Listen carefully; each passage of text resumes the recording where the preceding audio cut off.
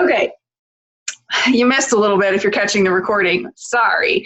What I was saying was we've got a lot to cover. We are really going to be able to see big changes in our businesses and in our lives in general if we can make it through this book. And I know that the numbers usually dwindle toward the end of calls like these, but I'm really encouraging you to encourage your people to get on the calls, even if they're not reading the book, okay? Like, obviously, we want you to read the book, but getting on the calls and connecting is going to be powerful, especially when it gets to the end, because we're going to work on that values work. And adding that all together is the ultimate pie, right? It's all the pieces in the pie or pieces in the puzzle. What am I trying to say? Anyway, you get it. All the pieces come together and it makes a whole lot of sense. So don't give up on me. Please show up, watch the call or watch the recording for this next week, and then we'll catch back up with you the following week to do another live call. So that is kind of my announcement, plug for sticking it out through doing hard things and distraction and the noise. And the good news is that tonight we're going to learn some more skills that help us work through the distraction and the noise that comes from life and from not being connected. Okay, another thing I wanted to ask of you is to post things that you're learning on your personal Facebook and Instagram pages. Even if it's a word swag quote from the book that had an impact on you. Because this month, and I don't know if it's like today specifically, I'm pretty sure it's the entire month, is suicide prevention awareness. And so you'll see people posting about stuff like that. Guys, this book brings such awareness to so many things that people are struggling with. I mean, the book itself talks about the struggle in the world and how many of us will face mental health issues at some point in our lives, 1 in 5 just this year, right? And so I encourage you because you could be the encouraging voice for someone else. And we're deep in really good skills to help people with anxiety and depression, things that every day lead to suicide. So that is my encouragement to you, is just to post a couple things from what you read. You never know whose life you might change or impact. Okay, here we go. We've got quite a bit to cover. Guys, I really do. It's a smaller group, so I really want you to chat with me. Chime in when you see something from a chapter that you really like or something you resonate with, or you're like, wait, Sunny, what did you just say? Help me understand. Any of that, I'm open for it. Okay, so tonight we're going to look more at the thinking self. We're going to learn more about the observing self, expansion. It's deep stuff, and there's a lot here, and there's kind of a lot to unpack in one short call. So the thinking self and the observing self, to clarify the differences between those, I think is really important, because it's really hard for us to grasp the differences between the thinking self and the observing self. And as we get on further into this book and the part that we recorded, we talk even more about digging into the deepness that is the observing self that I find such a strong connection with, and I'm really thankful for. I want you to pay attention, though, to what they say here in this chapter, the thinking self and the observing self. The thinking self is the part of our brains that we call the mind. Like, in our language, we don't have a word for the observing self. So we have our mind, which thinks, it plans, it judges, it compares, it analyzes, it remembers, it daydreams, it fantasizes. The observing self is always aware, but it doesn't think. So it's the part of you that's responsible for focus and for attention and for awareness. And so I found myself really calling upon the observing self today when I could not make myself focus to finish prepping for this call. I mean, it was a mess in my mind, but we'll get to that in the later chapters. So we have to pay attention to when our thinking self is talking to us, and the difference between our observing self, and kind of learn to hone the skill of paying attention to our observing self in our body, in our person. So like the book gives the example when you're playing softball, you don't think, when you're about to hit the ball, you're not thinking about the ball, right? You're observing it. Anyway, it gives a good example of that. So observing self notices, thinking, self-talk about it. Yeah, okay, so the observing self is what is the part of you that notices. The thinking self is the part that talks about it and analyzes it. So working on our observing self is part of the work that we have to do. So I liked the analogy that our thinking self is a lot like a radio playing in the background. Like it's constantly going, constantly playing, and it's, I put at the bottom, you are not your thoughts, so who are you? You are your observing self. But generally speaking, the more we try to make a radio stop playing in our head, the louder it plays. So like you're in a place and you hear this annoying noise and you're like, that is an annoying noise. And then you just are trying to like distract yourself and not pay attention to it. And the more you're trying not to pay attention to it, the more you're paying attention to it. And that's the part that's really hard for us in our brains. We can let thoughts come and go without focusing on them and without being bothered by them if we are able to use the thinking your mind that we talked about in chapter 5. Thanks, mind, for doing what you do. I need to move on to some committed action now. So what we're aiming for we're trying to diffuse. So like get some question. Yeah, what? Somebody, is it Liz? I saw you raising your hand. Go, Liz. I just called it out for you. Oh. I just wanted to clarify, like when we're reading this book and our thoughts are entering and we're not paying attention to the words on the page, is that the thinking self is our thoughts? Like when I start thinking about my day at school, that's my thinking self. Is overcoming my observing self, which the observing is I need to read the pages. Okay. Mm-hmm. Mm-hmm. And I don't remember exactly what chapter it is. I'm sure we'll get to it, but there's a part in us. Here it is. I accidentally actually turned to the exact page. Maybe it wasn't an accident. Thanks, God. Okay, so like chapter 17, the time machine. Like, have you ever, like shown up somewhere and don't remember driving there? Like that is our thinking self doing what it does every day. It's like, I know this, I don't have to pay attention. I've done this a million times, so because your attention wasn't on the road, it was on your activity of the thinking self, daydreaming, planning, worrying, problem solving, remembering, fantasizing, and all the rest of that stuff. And that's how we habitually go through most of our life. So with just the thinking self, I liked the analogy, or he talks about in the book, like the thinking self is like, it's like bored with us. Like, I've done this every day. I know how to shower. I've showered every day. But the observing self, to call upon that would be to actually pay attention to how the suds feel in your hand and how your soap actually smells when you put it on, and the feeling of the sensation of the wash rag or the loofah or whatever you're using going over your body. That's when the observing self is doing its best work. It's like when your 5 senses are being used. The thinking self is like, I need a different soap. I don't like how this feels on my skin. Like those are thoughts about the experience. So like when we're driving mindlessly or we're trying desperately to focus on the chapter and we can't, it helps to connect to the observing self, because that's where real true focus comes from. And there's we'll get to that one too, but like I had to stop and practice the looking around the room and looking for 5 things that I hadn't paid attention to.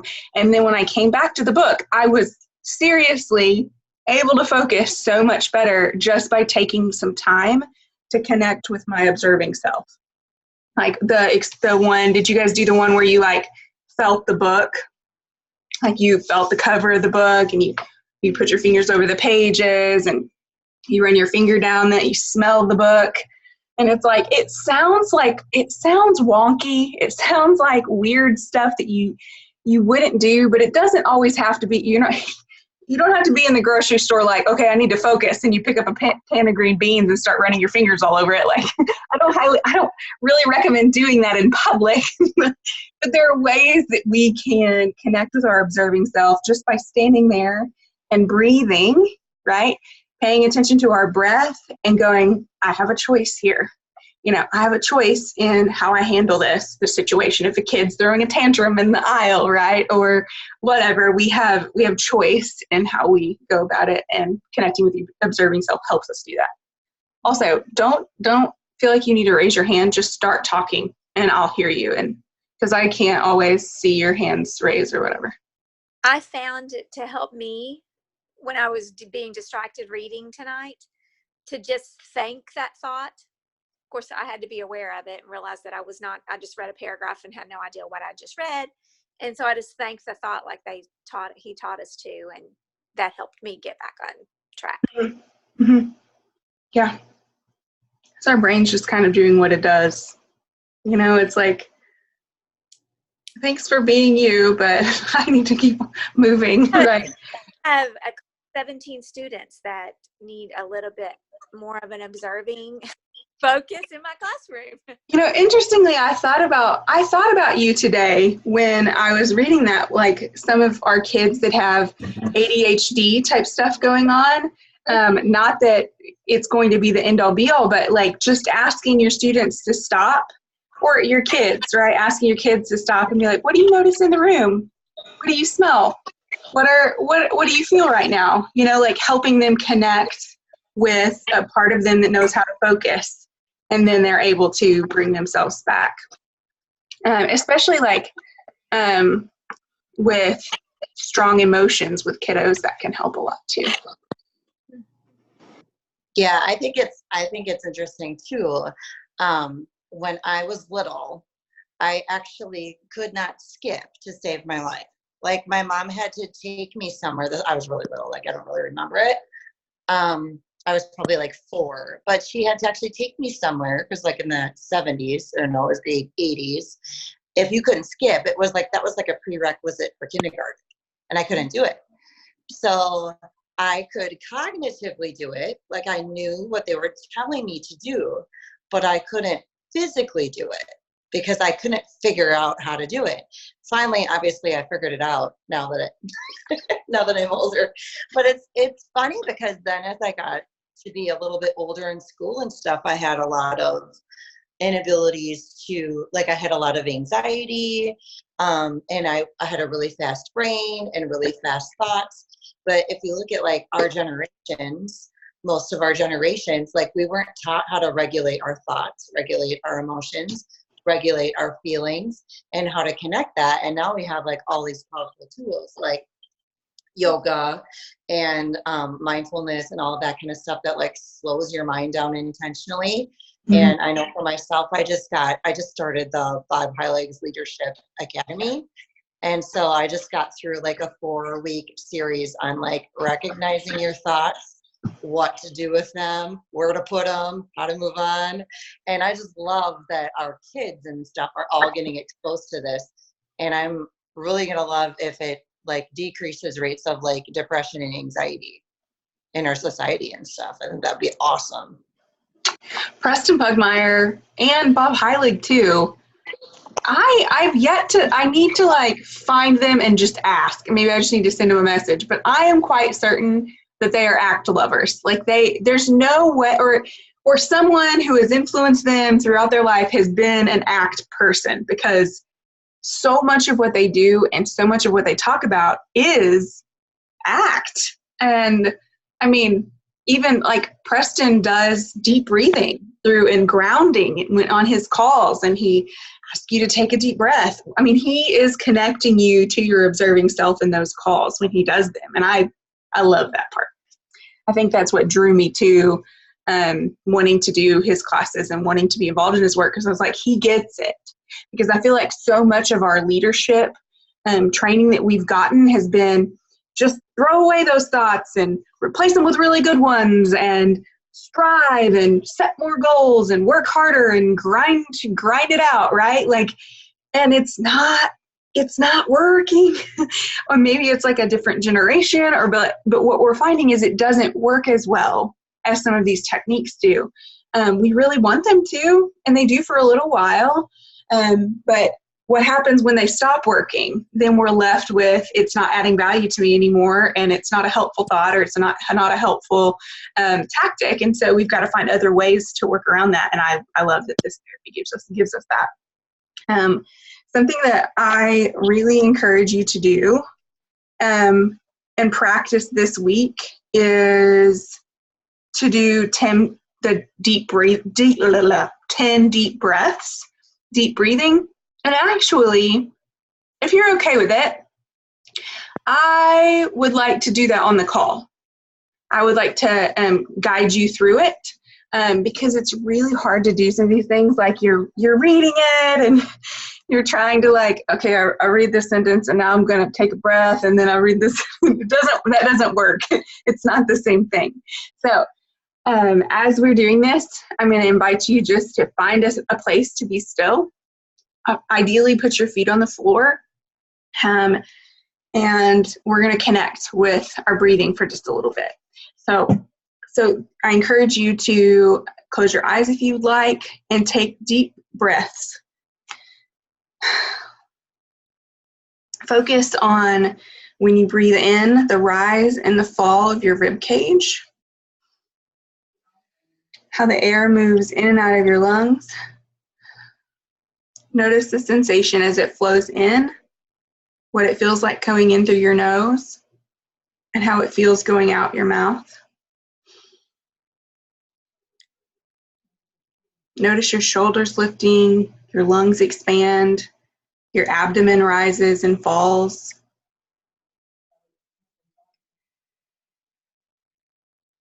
Notice how it feels to let the air completely out of your lungs. Pause for a moment and breathe again.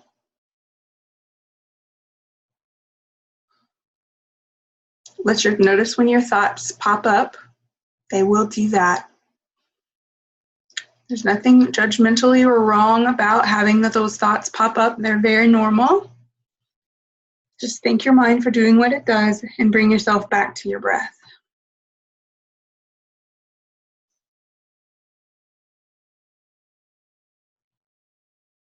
Notice the difference between paying attention to your breathing and your thinking. And notice that you're noticing. Okay. Take one final breath and come back to the group.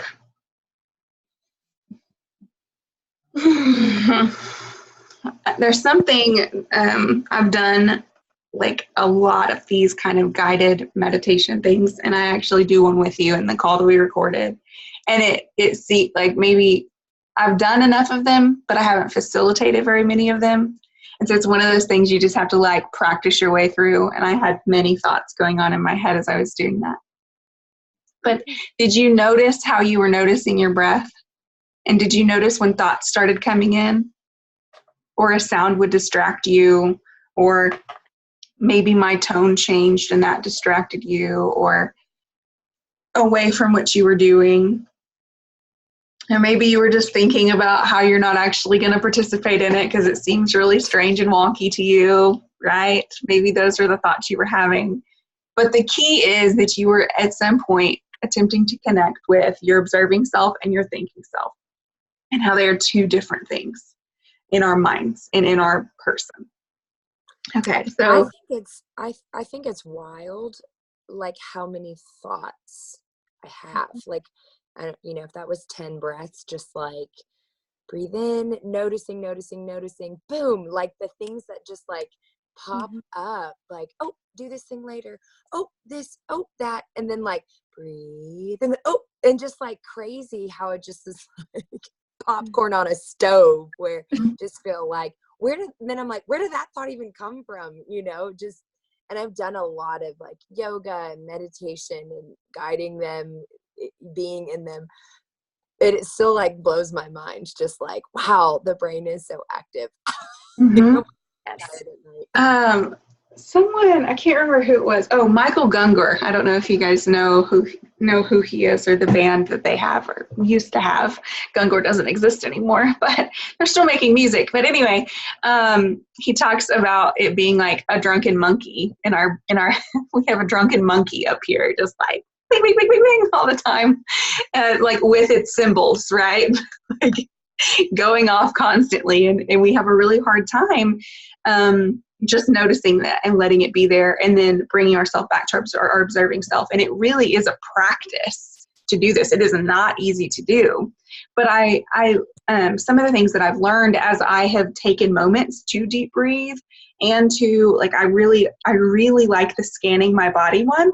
You start from the top of your skull and you scan your body. You go down your entire body all the way to your toes, noticing what you notice as you go down your body. And it seems like every time I do that, I'm like, when I can attach to my observing self, I start to realize, in fact, I just did it earlier in the room, and I was sitting, and how I was sitting, my foot was like curled up and like jammed up against the chair. And I had not noticed that it was hurting me.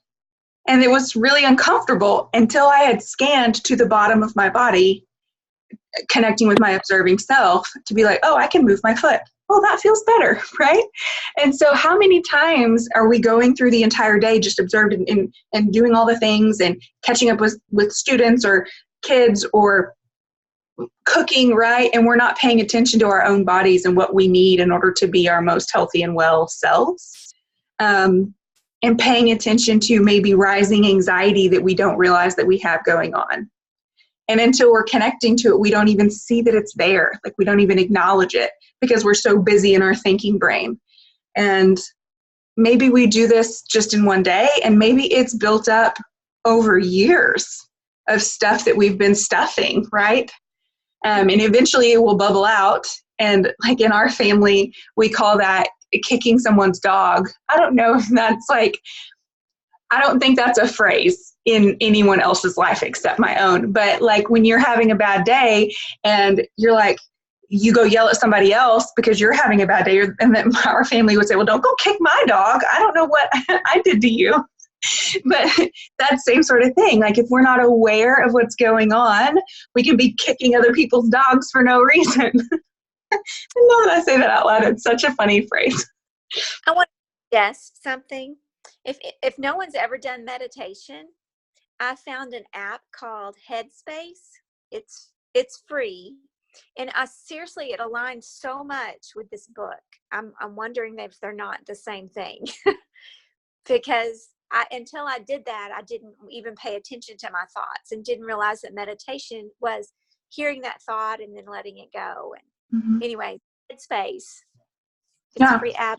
I mean, you can subscribe and you can get other things, but if you've never done meditation or any of that, I suggest it. Plus, he has a really sexy voice and or something. So, just saying.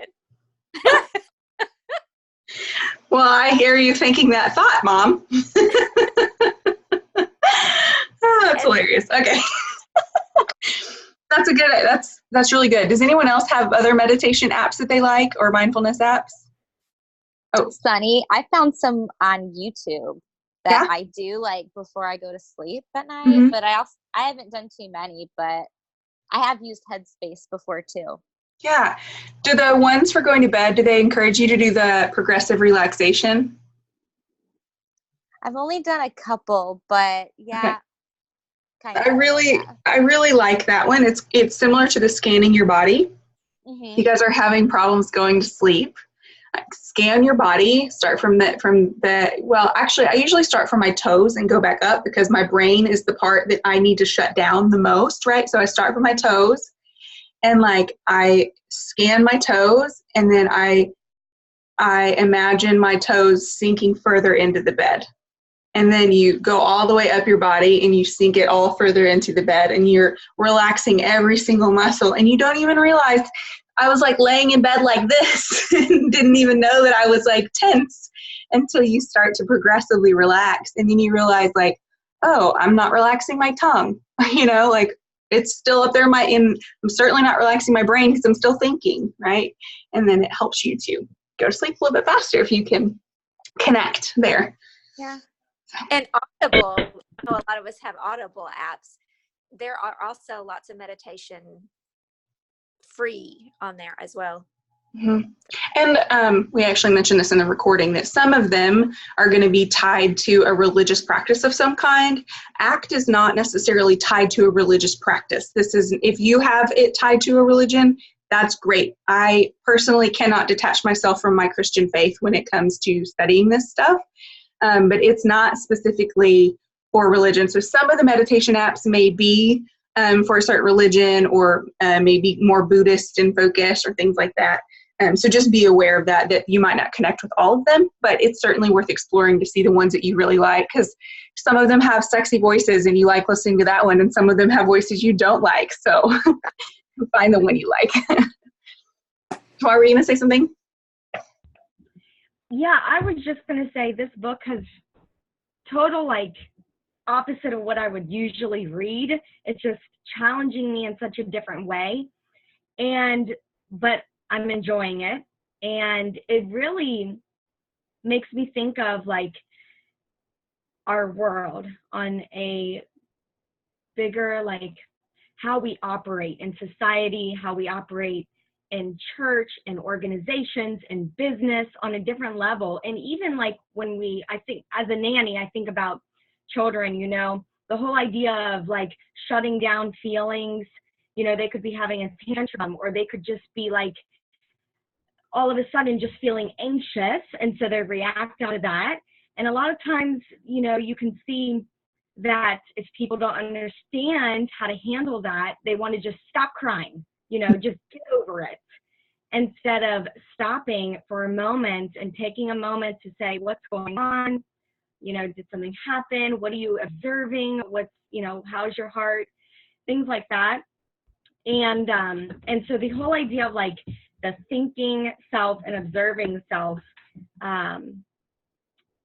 makes sense, because you can have a thought, but it doesn't necessarily mean you have to focus on that thought. And there's the saying, as we've heard before, what we focus on expands. And then what we think turns into what we observe, and what we observe turns into an action. And so it brings me always the same, because of my faith, back to the Bible. When the Bible always says, think on these things. And so it's really retraining your mind to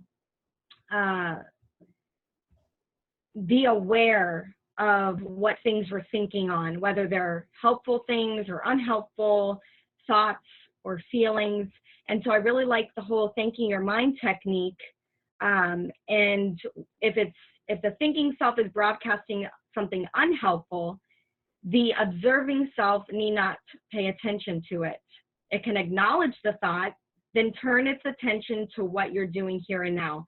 So it's if it's an unhelpful thought, train your mind by acknowledging it, thanking it, and return your attention to what you're doing. And if we keep doing that, eventually I feel like it could become a habit, and we could get better at it. But it's totally foreign to what I've been taught as a kid. Actually, it was we were not allowed really to cry. It was a sign of weakness.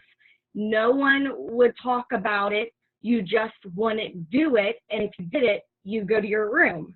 So there was no taking a moment to really communicate feelings and to get to the point to where it's understood, the bigger situation. So yeah, I think that's really good points, Tamar. Thank you so much for saying that. When you brought up that we weren't taught to connect to our feelings, I think now we are the most emotionally aware, feeling aware generation to exist. I mean, hands down. But we don't know what to do with all these feelings and emotions now. Now we're all super hyper aware of the fact that I feel sad, I feel depressed, I feel whatever. But we're I don't know what to do. And I think this gives us an answer. Like, we don't have to have an answer. Like, we just can let them be there and take committed action in our lives in order to live more fully. But in the process of doing that, not only do we need to be aware of them, but we need to learn expansion too. And the book talks through some expansion. I'm trying to remember exactly what chapters we read this time that talked about the expansion. There's some really good, oh, here we are. The staring down our demons, expansion, chapter 13 is a huge section, right? And before that, I love, or the last page, page 96, before chapter 13, your emotions can't harm you. People mention that research shows that chronic anger and depression can have bad effects on your health. And so I challenge that. I'm like, I'm not supposed to feel bad. Like, that makes you, depression is not good. Sadness is not good long-term. It's hard on your body. But I really like that they point out that, yes, those things are bad chronically. And part of what makes them chronically a part of our lives is when we have our struggle switch on and we're really struggling with them all the time instead of just letting them be there. And then they don't affect our weather nearly as much as they do when we're struggling to not have them, struggling for them to not be there, or for us to fix them, or to focus on more positive thoughts or pray them away, right? Like, sometimes we know, like, well, at least my faith says that we can pray and ask for things and he will grant them, right? But he doesn't always. That's not always how it works. So then what do? We're like, well, our faith must be bad if God's not answering my prayers. And then that adds shame on guilt on shame on confusion. And that's not what we need. So I just really love that this allows us to not feel such responsibility for fixing all the things. And it allows us so much more peace, right? So yeah, we don't want to be stuck in those chronic emotions, but as long as we're not struggling with them so much, they're much more free to move on and just thank our brain for doing what it does, and we can keep moving. But the expansion part of it, chapter 13, I really like that he talks about the difference between clean discomfort and dirty discomfort. I don't know if any of you guys connected with that, but clean discomfort being like the natural pain of loss and grief. That is so normal. That is what we need to feel in that moment. That is clean. That is good stuff, right? The dirty discomfort can come when you're trying to cover up those feelings, right? With drugs or alcohol or worrying or distraction. That is when it becomes dirty, so to speak. So expansion basically means making room for our feelings. Realizing that noticing them is the first tactic, but then what do? We have to actually make room for them to be there so that we don't avoid them, which sounds kind of backward, but if we give unpleasant feelings enough space, they no longer stretch or strain us. I really think that that's interesting. This is the definition of tension, stress, and strain. If you look up all those terms, the book says they're all interlinked. Tension is a state of being stretched or strained. Stressed is subject to being strained or pressured, and strain is to stretch beyond the proper point or limit. And so all those words imply that our feelings are too big, that they're putting too much pressure on us, and that they're stretching us beyond our limits. So expansion is the very opposite of that. Expansion is allowing space so they don't have to stretch or pull or add pressure. So fighting or avoiding our feelings doesn't create room for them, but expansion does. So again, I think I've mentioned this before, like our feelings, our thoughts, our emotions, we can make room for them like the sky, right? The observing self is our sky, and the storms that roll through and the clouds and all of that can be a part of our lives, and they can just roll on if we let them. Another one that I really like is leaves on a stream. It's a part of a meditation that I've done before. Then you put yourself in a scene of like the most serene place, your favorite place by any kind of water, and you allow yourself to be in that space. And mine is my great granny's homesteaded land in a tiny town in Missouri, and there is a little stream of a creek, freshwater spring, and there's mint leaves by it, and I mean they grow naturally, and I used to drink out of that stream as a kid because it was so fresh and cool and wonderful. So you put yourself in this space, and then you allow feelings or thoughts or emotions you might be having to be leaves on that stream, and you just watch them roll. You put your thought, emotion on the leaf and let it go and let it wash down the stream. And I sometimes find myself like, wait, I'm not done with that thought. Bring it back. I'm like in my mind, I'm chasing my leaf down the stream to try to pick it back up. So sometimes we're not ready to let go of our thoughts or let them go on like the sky and the weather, but it's worth letting them be there and thinking through them and watching them go. Okay. So, the body awareness, again, that's kind of what I was talking to you about earlier, that expansion. It's on page 99, noticing your feet, noticing the position your legs are in, all that kind of stuff. These are practices that we can do sitting quietly that doesn't involve us, like I said, picking up the green bean can and feeling it in the store, right? There's the ways that we can expand and observe without it being awkward. Let's see. While you're pausing there, I was surprised about the diffusing the image, like when you put an image you can't get out of your mind on the television screen, and then you can stretch it and flip it, and it's like, I could do that. Like, that's crazy. Mm-hmm. Mm-hmm. That your mind would let you do that? Yeah. You know, that image, and I love that. Mm-hmm. Yeah. Our brains are pretty cool. So the 4 steps of expansion. Okay. So while you're trying to practice expansion, I love that he says, your thinking self will continually try to distract you. It may pass judgments on your feelings or try to analyze them or tell you scary stories about them or claim that you can't handle them, or it may say, don't bother with these exercises, reading about them is enough. It may even suggest that doing them later, knowing fully well you're never going to do it later. These may be thoughts that you're having, but none of those need to be a problem. He said, acknowledging their presence, but don't focus on these thoughts. Treat them as cars driving past your house, and know they're there, but you don't peer out the window each time one goes by. And then I started thinking about, what if we really did? Like, if we lived on a busy street, and what if every time we heard a car go by, we ran to the window to look out and see what the car was and what it was doing and where it was coming from and where it was going? Like, what if every single car thought we chased down a road or a rabbit hole, right? We would be so distracted, and that's what we're doing with our thoughts most days. We're so distracted by our thoughts all the time. So that's how much time we're taking when we get caught up in our thoughts like that. So he goes through the 4 steps of expansion: observing, breathing, creating space, and allowing them to be there.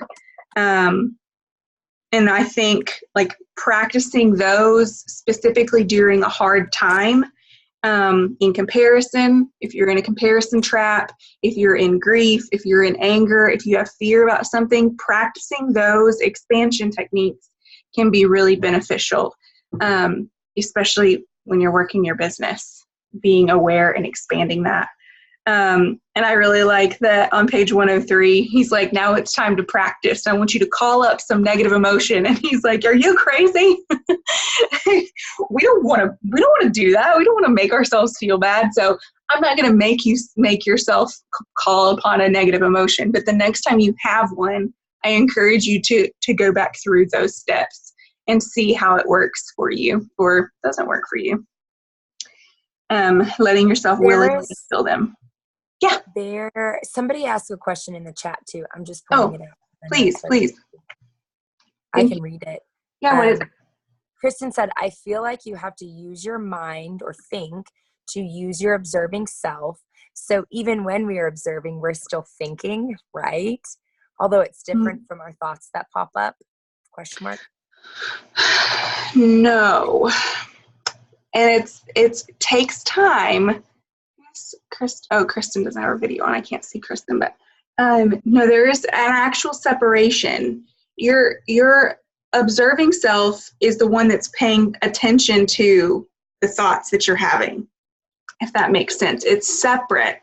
And I think that there's more later on in these chapters.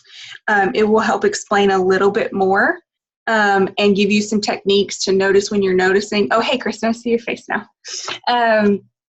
That helps me so much. You guys have no idea how much it helps me just to like see somebody's face when I'm talking. But the following chapters are going to help kind of differentiate it a little bit more for you. And it really does take practice to like tease that out. And like it says, that the observing self is the one that's observing. I'm gonna stop. You'll get more of it later, I promise. Can I throw something in here? Yeah, please. Okay. So I feel like in general, these ideas aren't like new to me, and like I've never studied ACT, but we've talked about kind of meditation and yoga, things like that. Like that is very much a practice. Yeah. But this book has been so challenging to me. I feel so, just like saying that, if anyone else is just like steeped in struggle, I was struggling a little bit when I was reading it this week, because I was like, so are you telling me all this stuff I've been doing for like all this mind work? Like I was reading a devotional by Dr. Caroline Leaf, and I'm like, what does this even matter? I just throw this out the window, Like I was just like, I feel like it was just, I was observing that I was feeling very kind of just rattled in that sense. And so I was like, okay, all right. No, I feel like it can be a both and. I mean, I would love to, kind of hear like your thoughts with that, because I think one of the biggest differences I'm feeling is acceptance diffuses, like acknowledgement diffuses. So like I have a thought that's like, you're not worthy. I can say, wow, I just had that thought. Thank you for, challenging me, and let it go. Instead, like it diffuses this buildup of something else that will be like, let me pull out my 10 affirmations about how I actually am worthy, and then go back to scripture and like, this is who God says I am. And those are really good things, but it's almost like catch it before the ball starts rolling down the hill. And now I'm in this like, oh, really in my own head. Does that make sense? Yeah, I think I kind of get what you're saying. But some of those thoughts, if you're having a thought and it's helpful to you, then that's fine. Like it's fine to have those Caroline Leaf thoughts of like knowing what your brain is doing and like breaking it down physiologically, like, or however, at least she does switch on your brain, right? Is that who she is? Yeah. So those are helpful. It's helpful for us to understand ourselves further. It's not helpful when you try to use her work to get rid of your thoughts. Does that make sense? So like, totally. That's a really good point about it being helpful or not, of like, is this something that's like adding value or just not helpful? Yeah. Affirmations can be helpful. If they're helpful to you, that's excellent. But if you're trying to use them, not just to give yourself positive things to think about, but if you're trying to use them to control a negative thought you have about yourself or to get rid of the negative thought, then studies show that doesn't work for us as well as we want it to. And then because what we do is we set up that struggle all over again. And we're struggling with, why isn't this working? And, if I just believed these more or whatever. Did that answer your question? Totally. Yeah, no, that does. It really is such a different way of like looking and thinking about life just kind of in general, that's why like when he says, I think it's later in one of these chapters or it's in the next section, he was like, it's probably not surprising to you at this point that I tell you that this is a practice. Like you've got to practice it. Like you really do have to like dig into it. And you can't just like skim this book and get the gist of it, which is what I love about it, because most self-help books are so all the same thing over and over again. Like, we've heard a lot of that same stuff, and it's all more of the same, and it doesn't work in the long run. But anyway, so that's all really good. You guys have some amazing thoughts tonight, and I really appreciate it. It's way better than me just like rereading back to you these chapters. So thank you so much for your questions and your thoughts and what you love about it and what you're struggling with, because it helps me too. So this section, or we still have a little bit of time, but I want to go over something that I highly encourage you to focus on this week. Not only noticing in the breathing and making that a part of your practice of just trying to connect with and differentiate between your observing and your thinking self, but on page 134, connecting with the task that you've been avoiding. I would love for you guys to do that.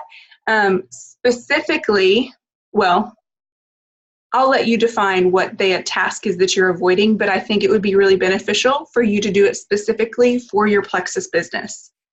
What have you been avoiding in your plexus business? And connecting with that. And like I really like the dirty dog chapter when, he's connecting with pleasant experiences, but he's also learning to connect with not so great experiences, like washing his dog that rolled around in a dead carcass. Like, that's disgusting. But he realized that he could spend 30 minutes being really negative and upset and ticked off about having to wash his dog who rolled around in a carcass, or he could start to connect with pieces of it and the water running over his hand and the smell of the soap and all of his five senses, and that could help him move forward and live kind of a more whole life and more within his values. And so I think that that's helpful for when it comes to doing our business. He still had the thoughts that this is disgusting while he was washing his dirty dog. Like, we can still have the thoughts that this is making me uncomfortable, or I feel insecure when I'm reaching out to this person or doing this thing for plexus that I haven't been doing. But I really like the idea of connecting with it and doing the task. And it can be something small. I'm not asking you to like do something massive, but this week or this month they are talking about sippancies, right? And maybe that's something that you need to do, that you will need to connect with and do, even though you're going to have uncomfortable feelings about it. Excuse me. But I encourage you to connect with it and pay attention to the thoughts that are popping up, because often when we're starting to make room for these thoughts and we're starting to just be even aware that they're there, we start realizing how deep some of these thoughts go, and that they may have been there for a very long time. And it may be reoccurring thoughts that we have, and we can just thank our brain for having that thought that's continually there, and we can make room for it and continue to do what we needed to do. So I encourage you guys, it's on page 134, connecting with a task you've been avoiding. Sometime this next week, just connect with the task you've been avoiding and just pay attention to the thoughts. And maybe the task is doing your taxes. If you haven't, October is coming. It is time. Doing your taxes, or maybe it's cleaning up that room that's really cluttered that you've been needing to clean. Why? Like asking yourself why that's been so hard for me or for us. I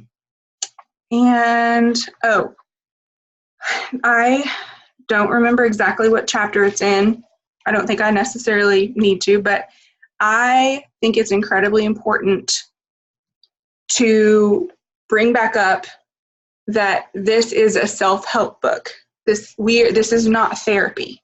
And as you're doing this, you're likely to bring up some really deep stuff. Like this is for kind of a generalized anxiety, kind of some depression feelings, or trying to find motivation. This is not meant to be therapy for serious trauma that you've gone through or abuse. Those need to be brought up with a therapist, okay? And so if you have those thoughts popping up, which you might, I highly encourage you to connect with some deep therapy. Okay, this is not meant to replace that at all. So if the thoughts are incredibly painful, start with the ones that are the least painful and start working on some of those things, and till you can find a good therapist, which I highly recommend. Anything else, guys? We've been on the call for almost an hour, and I don't want to keep you all night, but it's been so good. It went really fast because you guys all had really great things to say and good questions. I thank you guys very much for that. Is there anything else? No? Okay, well, next time it will be 19 through 26. And again, I promise you, it's where the good stuff is.